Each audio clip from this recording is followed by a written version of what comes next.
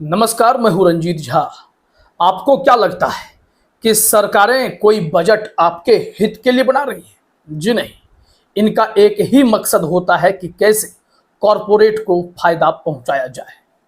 लिहाजा इस वक्त सेबी चीफ और उनके पति हिंडनबर्ग रिसर्च में बहुत बड़े आरोपी बन चुके हैं।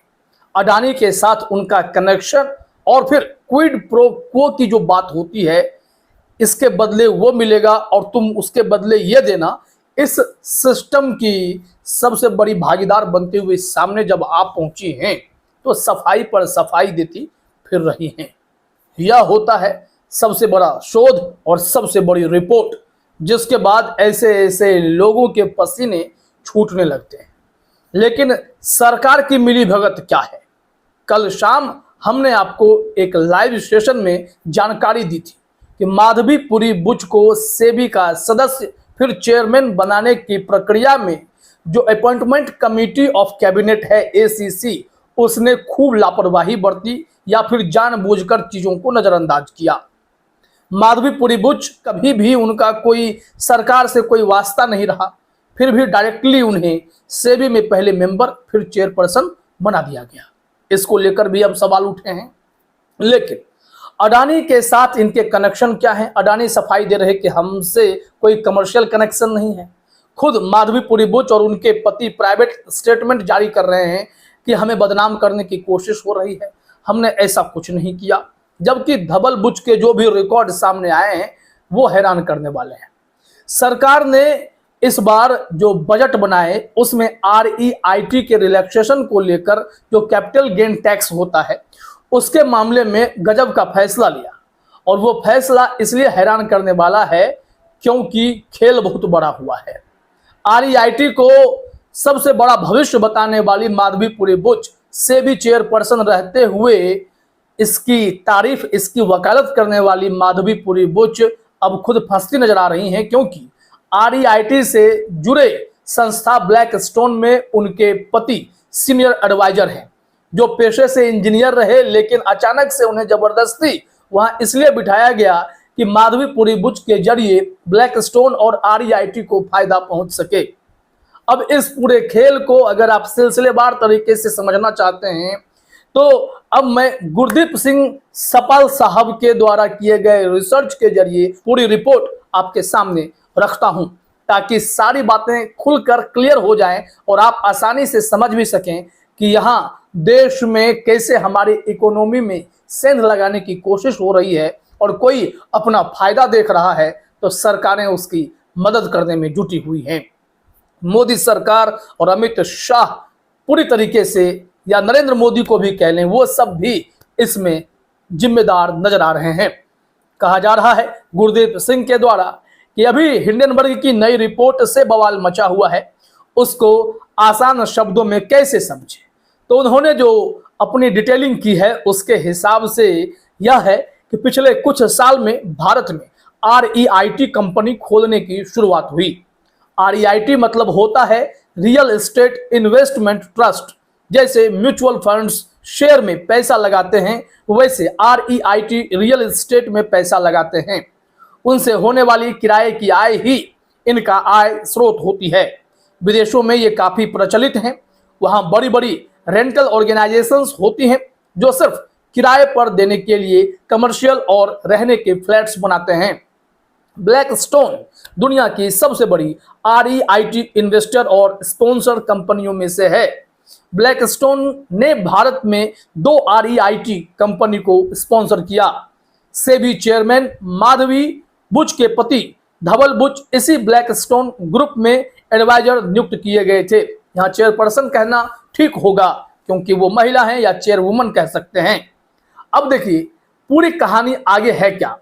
जो गुरदीप सिंह जी कह रहे हैं कि ब्लैक स्टोन और माधवी बुच के पति धवल बुच के बारे में कहा जा रहा है कि अब कहानी यह है कि श्रीमान धवल को प्रॉपर्टी बिजनेस का कोई आइडिया ही नहीं था, ना ही फाइनेंस का था। वो पेशे से इंजीनियर हैं और हिंदुस्तान लीवर में चीफ प्रोक्योरमेंट ऑफिसर थे।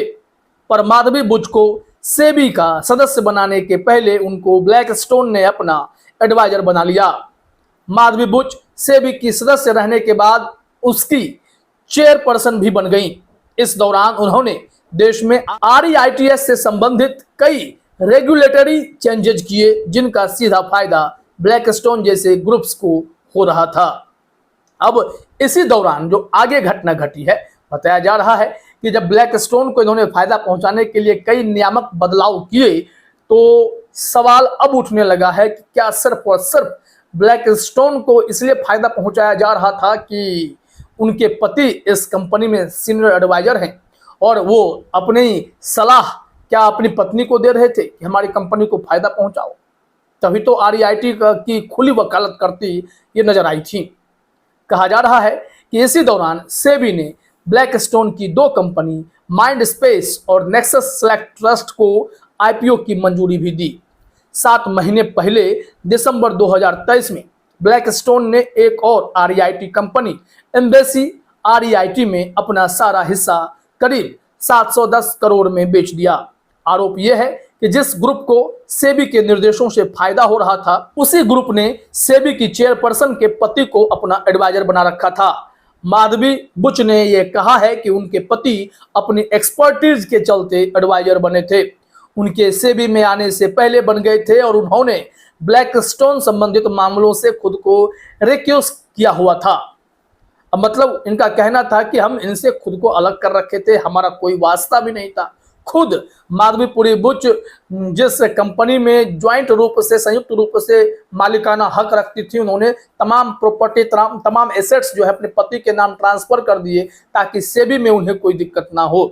लेकिन इसके बावजूद वो तमाम चीजों पर बारीकी से नजर बनाई हुई थी, मेल एक्सेस करती थी या फिर फायदा पहुंचाने के लिए रेगुलेटरी चेंजेस करके ब्लैकस्टोन को और आरईआईटी को फायदा पहुंचाने में कोई कमी नहीं छोड़ रही थी, ऐसे आरोप लगे हैं। माधवी बुच पर दूसरा आरोप जो बेहद गंभीर है वो है आईआईएफएल नामक एक भारतीय कंपनी के द्वारा। कहा जा रहा है आईआईएफएल नामक एक भारतीय कंपनी ने बरमूडा में एक फंड बनाया, जीओएफ। इस जीओएफ ने एक सब फंड बनाया, जीडीओएफ। हिंडनबर्ग के अनुसार विनोद अडानी ने जीडीओएफ में पैसा लगाया। जीडीओएफ ने इस मॉरिशस के एक छोटे गुमनाम फंड आईपीई प्लस फंड में पैसा लगाया। फिर इस पैसे को आईपीई ने भारत के शेयर बाजार में लगाया। आरोप है कि मार्केट में इससे अननेचुरल तेजी आई। इस आईपीई का जो फाउंडर है, अब उसके बारे में भी समझिए। इस आईपीई फंड का फाउंडर चीफ था अनिल आहूजा। आरोप है कि माधवी बुच का भी इस जीडीओएफ और आईपीई में पैसा लगा हुआ था। आपको बता दें कि अनिल आहूजा बहुत पहुंचे हुए टॉप क्लास के ऑफिसर रहे। वो प्राइवेट कंपनियों में, खासकर अडानी एंटरप्राइजेज में या अडानी पावर में डायरेक्टर के पद तक वो थे। अब कहा जा रहा है कि माधवी के अनुसार अनिल आहूजा उसके पति के बचपन के दोस्त हैं और वो सिटी बैंक, जेपी मॉर्गन आदि में काम कर चुके थे। जेपी मॉर्गन में तो महुआ मोइत्रा भी काम कर चुकी हैं और उन्हें भी बैंकिंग की पूरी नॉलेज है और इस तरीके के स्टॉक मार्केट और स्टॉक मार्केट मैनिपुलेशन के बारे में वो बहुत ही गहराई से समझ रखती हैं। महुआ मोइत्रा लगातार इन लोगों को एक्सपोज करती जा रही हैं। कहा जा रहा है कि खेल यहीं शुरू होता है। कहा जा रहा है कि अनिल आहूजा पहले अडानी पावर और अडानी एंटरप्राइजेज दोनों में डायरेक्टर थे। हैरानी की बात है कि सेबी चेयरमैन माधवी बुच को ये नहीं पता था। ये तो एक बहुत बड़े शक की वजह बनती जा रही है। माधवी बुच के सेबी सदस्य बनने से पहले माधवी ने अपने पति को जीडीओएफ का कंट्रोल ट्रांसफर कर दिया था। इसके 1 साल बाद उनके पति ने सारा पैसा निकाल लिया। पर हैरानी की बात यह है कि पैसा निकालने की ईमेल माधवी बुच ने अपने पर्सनल ईमेल से भेजी। अगर उन्होंने फंड पति को ट्रांसफर कर दिया था तो अपनी ईमेल क्यों भेजी? ये सब डॉक्यूमेंट उपलब्ध हैं और इस पर एक गंभीर सवाल भी खड़ा होता जा रहा है। अब देखिए, एक आरोप और है। एक आरोप यह भी है कि उनका सिंगापुर में एक और फंड है, अगोरा पार्टनर्स, जो 100% उनका है। सेबी चेयरमैन बनने के बाद इसके सारे शेयर उन्होंने अपने पति को ट्रांसफर कर दिए। इसमें कुछ गलत नहीं है, पर लोग पूछ रहे हैं कि भारत में दुनिया भर के म्यूचुअल फंड हैं। रोज आप पब्लिक को सलाह देते हो कि म्यूचुअल फंड सही है, पर अपना खुद का पैसा SEBI chairman Mauritius, Bermuda, Singapore की शेडी कंपनीज में लगाती हैं। यह भी एक सवाल है कि इस तरीके की धांधली क्यों। अब बात करते हैं बजट की। सरकार ने कैसे कैपिटल गेन टैक्स में रिलैक्सेशन के जरिए इन्हें सहूलियत देने की कोशिश की है, अब आप यहां समझ जाएंगे। कहा जा रहा है कि अब बात बजट में खेल की। Long term capital gains tax का फायदा उठाने के लिए पहले आरईआईटी यूनिट्स को 36 महीने तक रखना पड़ता था। उसके पहले बेचने पर आय अनुसार इनकम टैक्स लगता था। इस बजट में सरकार ने इस 36 महीने के पीरियड को कम करके 12 महीने कर दिया है। यानी कि किसी भी ब्लैकस्टोन जैसी बड़ी कंपनी को सिर्फ 12 महीने बाद यूनिट्स बेचकर 35% कॉर्पोरेट टैक्स की जगह सिर्फ 12.5% एलटीसीजी टैक्स देना पड़ेगा। अब जांच इस बात की होनी चाहिए कि भारत की आरईआईटी कंपनियों में किस किस का पैसा लगा है और किसको इस एलटीसीजी पीरियड 12 महीने करने वाले ऑर्डर से फायदा होगा। सनद रहे कि माधवी बुच का सेबी से कोई लेना देना नहीं था। प्राइवेट सेक्टर से इस पद पर अपॉइंट होने वाली वो पहली चेयरपर्सन हैं। उनको सीधा सरकार ने बाहर से लाकर सेबी सदस्य और बाद में चेयरमैन बना दिया। अब यहाँ से विवाद खड़ा होता है कि आरईआईटी के लिए जो कैपिटल गेन टैक्स में यह कहा जा रहा है, एलटीसीजी की जो बात कही जा रही है, टैक्स की जो बात कही जा रही है, या फिर 36 महीने के ड्यूरेशन को कम कर 12 महीने किया गया है, इसका फायदा किसे पहुंचेगा यह क्लियर करना होगा। अब यही खेल समझना जरूरी है। खुलासा तो अभी और बहुत बड़े बड़े होने वाले हैं। फिलहाल इस वीडियो में इतना ही। आप सभी का हमसे जुड़ने के लिए बहुत बहुत शुक्रिया।